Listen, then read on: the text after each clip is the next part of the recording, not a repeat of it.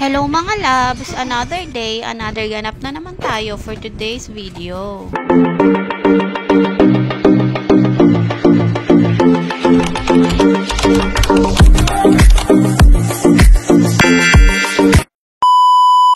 Maaga pa nga lang at pagkaalis ni daddy ay nakaupo nga lang agad ako. Kaaga-aga nga ay sinasapian na agad ako ng katamaran. Nakaupo nga lang ako at naglalaro nga ang anak ko at kahit saan nga ako mapunta ay puros Asoka Challenge ang nakikita ko. Mapa TikTok, Facebook man or YouTube, halos ganun lahat ang napapanood ko kapag nag-scroll ako. Kaya naman ang anak ko minsan kapag nakakarinig ng kantang yon ay napapasayaw na nga. Nakapag-almusal na nga rin pala kami ng mga oras na yan kaya naman ang bata ay hindi na nanghihingi ng pagkain dahil nga busog na rin siya. Nagkape nga lang kami at nagsawsaw ng monay dahil nga yun din ang gustong kainin ng anak ko. Mas nagugustuhan na nga niya yun kainin kesa kumain ng kanin sa umaga. Dahil inabot na naman nga ng topak ang anak ko ayan at inagaw na naman sa akin yung isa kong cellphone. Parang baliw nga lang dahil gusto niya dala-dalawa ang cellphone na pinapanooran niya. Minsan nga tatlo pa nga yung hawak niyang cellphone at hindi niya alam kung saan na nga siya manunood. Hinahayaan ko na nga lang din dahil mabilis lang din naman yan magsawa. At kinukuha ko rin yung cellphone kapag nakafocus na siya sa paglalaro.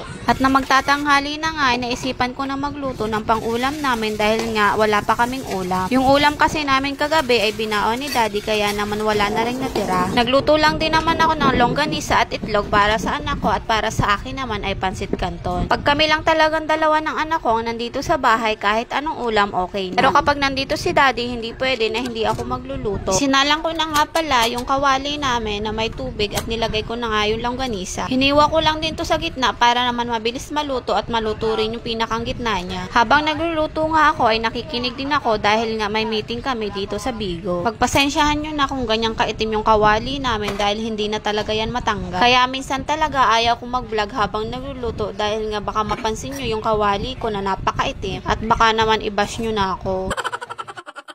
Natapos na nga pala ako magluto at ihanda ko na rin yung kakainin namin ng anak ko. Nag-prepare na nga din pala ako ng kanin namin pero I'm sure na hindi naman talaga kakain ng anak ko dahil nga ang kakainin lang niyan ay ang itlog tsaka ang longganisa. Kinuha ko nga rin yung kalahating itlog dahil nga hindi rin niya mauubos yun at binigay ko sa anak ko yung kalahati. At dahil nga gaya-gaya ang bata, ayan at humingi din ng tinidor dahil nga nakita na gumagamit din ako. At kinahaponan nga ay hinugasan ko na rin yung mga natitirang hugasin na mga kaldero at kawali dito sa lababo namin. Binabaran ko kasi ito dahil nga may matitigas ng kanin na nakadikit dito at mahirap linisin kapag hindi mo ito binabad. Inalis ko nga rin pala dyan sa lababo namin yung dish drainer kasi nga ang daming dumi ng mga daga sa ilalim nito pagka umaga. Ang dami na rin kasi mga puti-puti na nakadikit dito at mahirap na rin tanggalin kaya napakadumi na rin tingnan. Kaya nilagay ko na nga lang din muna yung planggana para dito na muna ilagay yung mga nahugasan ko at dito nga muna patuluan. Para naman tuyo na pag ilalagay ko sa platuhan namin at para hindi rin ito magbaho. Napakarami talagang daga dito na kahit anong gawin mo ay hindi talaga nauubos. Bumili na nga lang din kami dati ng mousetrap para naman mahuli yung mga daga. Kaya nga lang sa katagalan hindi na sila pumapasok sa loob dahil nga alam na nila na mahuhuli sila kapag kinain nila yung pagkain na nasa loob. Kaya naman ang ginawa ko ay naglinis ako at inalis ko yung mga box na nakatambak dito sa loob ng bahay namin. Nabawasan din naman ng konti at naisip ko rin na pangalawang solusyon ay ang mag-alaga ng pusa. Ang problema nga lang, nung nag-alaga na ako ng pusa ay nakaka-stress naman yung amoy ng dumi nito. Kaya naman ikinulong ko na lang din at ayun nagsibalikan naman yung mga daga. Kaya hindi talaga pwedeng hindi ako maglilinis araw-araw sa lababo namin dahil nga napakaraming dumi ng daga at nakakalat ito. Ayan at tapos na nga rin ako maghuhugas at nilinisan ko na nga rin yung lababo namin. Pati na rin yung lutuan ay pinunasan ko na rin dahil nga napakadulas na dahil nga sa mga talsik ng mantika. Inalis ko na nga din yung patungan sa lutuan at hinugasan ito dahil nga madumi na rin to. Nang mahugasan ko na nga ito, inilagay ko na nga lang muna ito sa tabi para naman patuluin para mamaya ko na lang din ito ilagay kapag magluluto na ako. Minadali ko na nga rin ang paglilinis dito dahil nga pupunta kami sa bayan para makabili ng ulam dahil nga OT si daddy.